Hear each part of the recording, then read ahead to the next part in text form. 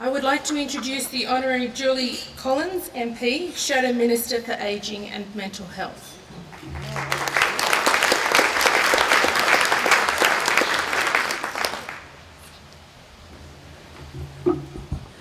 Thank you everyone, and it's wonderful to be invited here today with you. As many speakers have already said, it is great to have so many politicians from all sides here with you, and it does show the respect with which your profession is held in this place. But I too want to begin by acknowledging the Ngunnawal Ngambri peoples, the first peoples in this area, and acknowledge their traditions, customs past and present. This paper that is being launched today, of course, looks at nurses and their role that you should play in the future when it comes to determining health policy. As a Shadow Minister responsible for mental health and ageing, clearly it will be critical in future policy that is currently under, as we've heard today from many speakers, under a lot of reform. From community mental health going out to the PHNs, to the aged care reforms from the Living Longer, Living Better reforms that Labor introduced, there is a lot happening out there in community mental health and in aged care. And certainly when it comes to ageing, both in-home care, palliative care and residential aged care is under fundamental reform. As I've been discussing with people at my table, some of that reform has been actually triggered by some recent government announcements and some changes that the government is making to complex healthcare needs for residential aged care residents. We remain very concerned in Labor about the way the government is implementing some of the changes that it is making to aged care funding. What we need in aged care, of course, is predictability in funding over the long term, as people have talked about.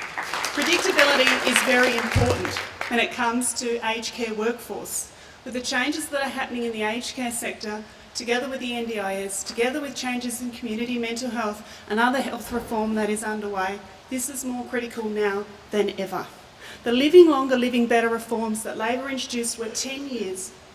10 years of reform that had bipartisan support across the Parliament that were being implemented, and a critical part of that was workforce development. But what we haven't seen is the government leading that role when it comes to workforce development, which is why Labor has reinstituted the Workforce Development Senate inquiry, because we are very concerned to ensure that everybody that works in the aged sector, whether it be in-home care, palliative care or residential care, actually has a career pathway, that they are remunerated properly, that there are options, because we are going to need more people working in the aged care sector into the future if we're really serious about implementing the Living Longer, Living Better reforms properly as they should have been implemented. This inquiry is due to report in April next year. It has already held some hearings in Western Australia. There are hearings coming up in the Northern Territory and Tasmania, and the committee will be going right around the country talking to everybody in the sector, from health professionals, nurses of course, but also consumers and the aged care sector more generally about workforce development in the ageing sector. It is critical as we go forward that we make sure that we have the workforce. We're already providing more than 1 million services to older Australians now. That is only going to increase as more Australians age and as we deal with the challenges of ageing in our country. 3.6 million Australians are over the age of 65. We expect that to triple in coming decades, so we need to make sure that workforce is there.